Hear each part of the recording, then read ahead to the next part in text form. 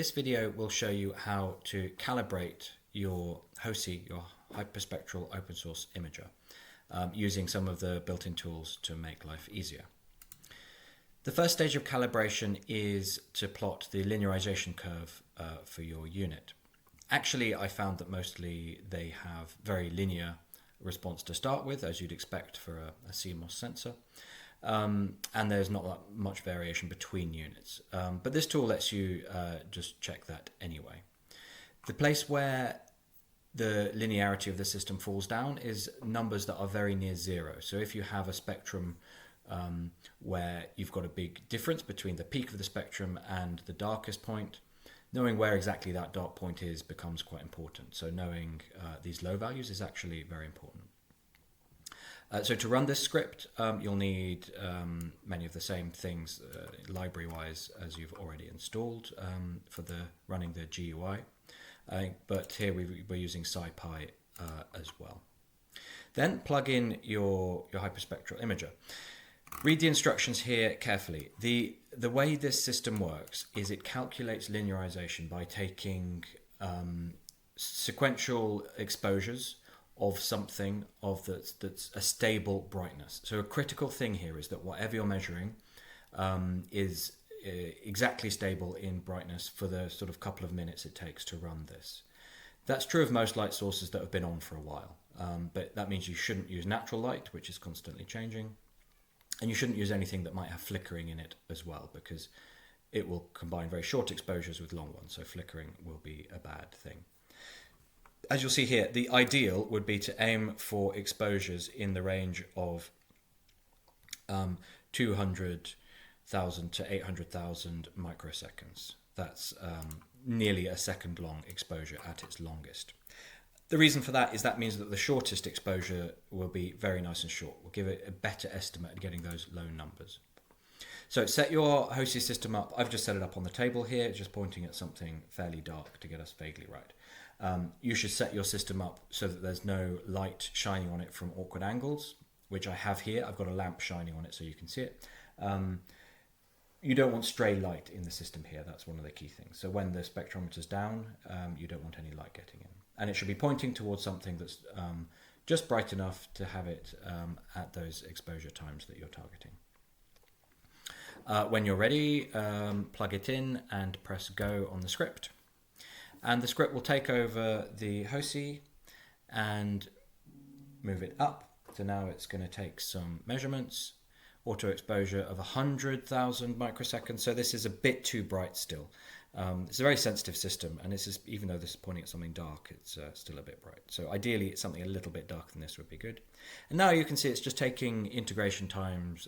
It's taking exposures of different integration times, finding the peak count across the whole spectrum. It's doing it from the same location in the spectrum in each case. Taking lots of exposures, progressively longer exposures, until it reaches saturation point. And it will exclude any points that are oversaturated automatically. Now it's taking dark estimates of the same integration times. Remember, these dark estimates are really important. So the sensor has a dark current, so the voltage associated with a pixel on the sensor that's black is non-zero. And working out what exactly that voltage is important. And of course that fluctuates with temperature and so on. And so that's why the key thing about this HOSI system is these repeated dark measurements. Okay, there we go, it's finished. And it's come up with this plot. In this case, this point here doesn't look particularly good. I might try and rerun this so that we get a really nice straight line. The R squared value here, that's pretty good. You know, most people would say this is very linear. I would actually strive again to do this until you get a really nice collection of points, so that this point is closer to the fitted line. But you know, by most people's standards, that's a pretty good fit. Now all you need to do is take these fitted coefficient values here. So you've got two values. take them and put them into in the working directory here. We have this calibration data file, and find the line with these lin coefs. So this should be your unit number, which you will specify in the Arduino code. 9 is the default for me here. And then we have our two linear coefficients separated by commas with a comma at the end as well. And this is what's read into the Python code. So that's the linearization done. That's the first step. The second step is to calculate the spectral sensitivity of your system. And this is slightly more tricky to do. So there's unit-specific differences. Broadly, the spectral sensitivity of these systems is all very similar. But what shifts is the wavelengths, actually. So I would recommend, if you want to use your system for calculating absolute radiometric data, then you need to calibrate your system against something which is known radiometric data. If you're only interested in using this system for reflectance information, you actually don't need this at all. You can just use the default, and then once everything's converted to reflectance, it doesn't actually matter what the absolute radiometric values are. So all I did is, if we go back to the system GUI here, the HOSI GUI, and run this, I can load up the image here. So this looks like a very boring image. What this is with the HOSI system, I took an image of a white standard, a Spectralon white standard. You could also use some barium sulfate powder compressed onto a flat surface. Took an image of that, illuminated in my case by a nice stable xenon light source, an XBO light source, where I filtered out the infrared.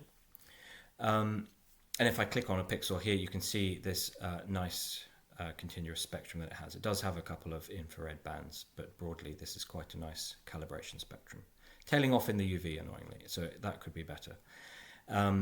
If you don't have access to a stable xenon source or similar, many light sources can be used. Using very spiky light sources becomes slightly problematic. It's all a bit more messy, but they can work. Using daylight is possible. So for this, it doesn't matter if the light source changes, unlike the linearization. So if you go outside on a sunny day, in direct sunlight's probably too intense, but if you measure the white standard outside on a sunny day but in the shade, so it's getting more illumination from the UV rich sky, the more rarely scattered illumination, that's a fairly good spectrum to use. It's fairly broadband, not too spiky. It's missing a little bit in the ultraviolet, but broadly that's quite a good light source to use. So the idea is you measure your white standard with your HOSI system, and at exactly the same point measure it with your spectroradiometer, and that's what we need for calibration. So here this is showing the image of what the hyperspectral scan looks like, and if I click on these pixels you can see they're all broadly the same. I can also look at so we've got like pan and tilt numbers around 25 to 375 here. So if there's just a few pixels or even just one pixel that you want to use for the calibration, you can look up that number here, and we'll use that in a second. So if we put that to the side, this is the actual scan itself. So this is the hyperspectral image in CSV format. This is the output, standard output from the HOSI GUI system. And I'll just go through what this file actually, the structure of these files and what they actually mean. The first row is information about the scanner and the scan itself. So H is just hyperspectral scan. 9 is the unit number. Next we have the horizontal axis start and stop steps. So we were going at the left at -10, to the right to 30, and the number of steps per scan, so the resolution in the horizontal axis, and then the same for the vertical, so the tilt axis. Then we have the maximum integration time here, 1 second. Then we have the box car. So when you're doing a a scan for the calibration of the spectral things, make sure you use a boxcar of 1. So when you go to make the scan, make a boxcar of 1. And that's showing the boxcar here. And this is the timing in milliseconds between dark measurements. Not really important here.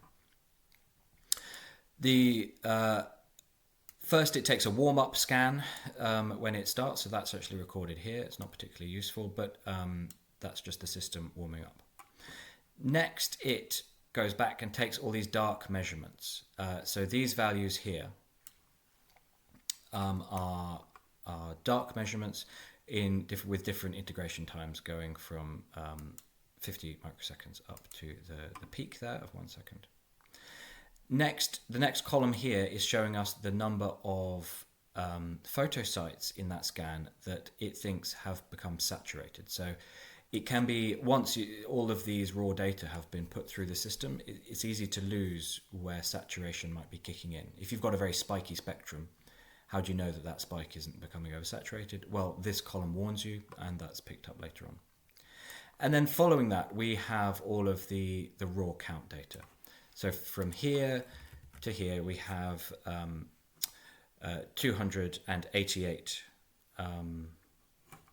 data points. So that's the raw counts for every point on the sensor.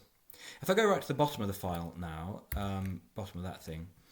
So above here we have all the raw count data, but below that we have the data that have used the calibration data to work out radiance values.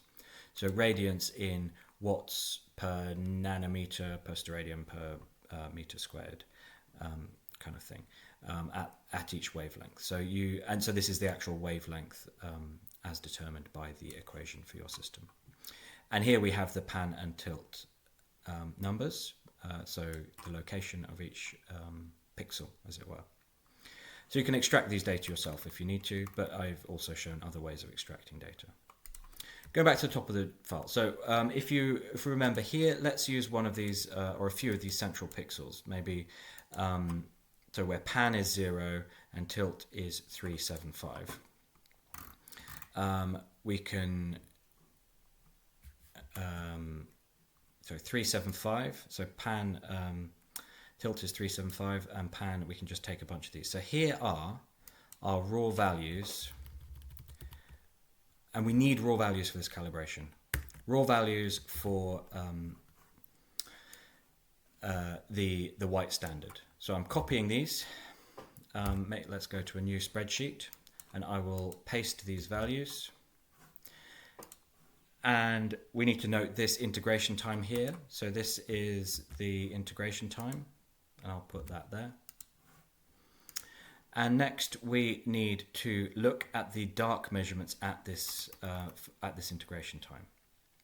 So that integration time, 102,400, 102,400. These are the count data. I'm just copying this row associated with the dark measurements. So here I'll just label it light and dark. If we want to average a lot of light measurements, as I have here, then I'll just do average for this column and repeat this for all of them. And then what I need to do is take away the dark values from that average. So light minus dark, which is light, the average light, minus the dark value associated with that. If we wanted, we could use the dark value that was taken at the end of this scan as well. So look, there's another dark value here at the same integration time. So let me take that as well, and we can actually use that for even better value for the dark measurement. So again, we can do the average of the two dark measurements. Everything just trying to minimize the amount of noise that we have. So I'm hopping around the spreadsheet, but here we've got average light measurement at that photo site, average dark measurement at that one, and then we will have the light minus the dark. I'll copy this and paste it across this whole row, like so. And then these are the values that we need to plug in next into the Python code. So here is the spectral sensitivity calibration code. And it's just these unit specific numbers that we need to fill in first. So first we have to plug in the wavelength coefficients. These are the values given to you from Hamamatsu when you buy your chip. And we need the linear coefficients that we calculated a second ago using the automated linearization thing. Next, these count data. This is the light minus the dark measurements. So that is the values that we have calculated manually here. These are the average count data across the spectrum. And if I just plot what these values look like, here are the raw count data by photo site. And as you can see, in the ideal world, we would have everything above 0, but it's very low UV and quite low in the infrared here. So beyond here, our calibration won't be very good. And below here, our calibration won't be very good. So that's just something to be aware of when you calibrate. It's very difficult to get a perfect calibration light source. So these numbers you need to plug in here. And look, they need to be comma separated. So I'll leave you to work out how to do that. But you plug in your own numbers here. The integration time, that is the number that we worked out is the integration time. So this 102,400, you'd write 102,400 here. And finally, the last two things we need to input are the data from the calibrated spectroradiometer that you also measured your white standard with. In my case, I used a Yeti SpecBoss, and I made it take automatically take 50 measurements of the same thing, and then I could output the average. And here are, so the top one is just the wavelengths for each measurement, and then the second one is the LE values, the watts per nanometer per steradian per meter squared values for radiance. Once you've plugged in all your values, you just need to run the script. F5, and there we have it. It has calculated the spectral sensitivity with, as I mentioned, a little bit of uncertainty around how exactly sensitive it is in the ultraviolet and the infrared. So it'll depend slightly on your light source. Just close that and it will show you the output. And here we have all of these values, and these are what you need to copy across now to your calibration file. So going back to our working directory, the calibration data here. We have the wavelength coefficients for the unit supplied by Hamamatsu. We have the RadSense, the radiance sensitivity values, which are these values here, comma separated, also with a comma at the end, this end comma. And then we have those linear coefficients, which we have calculated previously as well, just earlier on. So save all of that, and there you go. That will be the calibration of your unit done. Of course, worth pointing out that it's up to you to verify the quality of that calibration. So you can go back to that original scan you took and see how well it was measuring things. Measure things in different contexts as well. See how good it is versus your spectroradiometer under different contexts. And I've provided some data of that in the paper. But there's lots of things that can go wrong in theory. The calibration that you've done here, just be aware that the temperature, the voltages, these things can sometimes change the way the sensors behave. Any big shock to your system that has moved the grating in your spectrometer, or done anything like that, that could throw your calibration out slightly. So full disclosure, I have no idea how often you should have to redo this calibration, and so that would be for you to kind of work out in your system yourself. My hunch is that because this is a sealed unit, there's very little movement that can happen in it. It should be more robust than many other spectroradiometry systems, but again, these systems aren't old enough for me to know how often we should recalibrate them and under what circumstances they break. So that's just a bit of a warning, but in my own experience, they have generally been surprisingly robust and accurate in different circumstances.